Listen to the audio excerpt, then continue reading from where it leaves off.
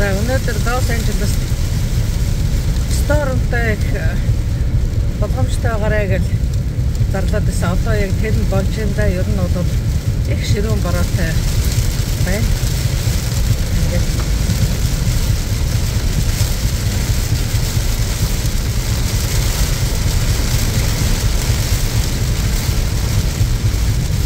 ер нь удаа шиг бодоод ингээд за ингээд нэг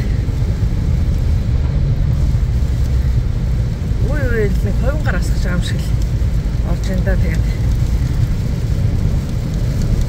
зам нь хажуугаараа ус сайлуулагч юм уу метр гайгүй болохоор тэгэл нэг болоод ах шүү. Түүнээс өчигдөр бас орсон.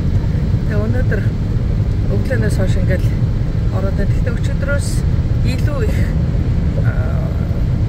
аадар орж байна. Ингээл үе өстө бахаш уршил арай жоохон гайгүй завсарлах маягтай ингээл байна да. Тэгээд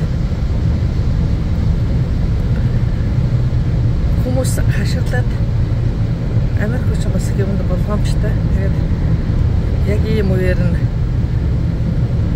машин тэргийн их гаргаж бариад байгаад ийдгөө. Ер нь л гэр орон хаваарал байгаад ахыг ихэмлдэг.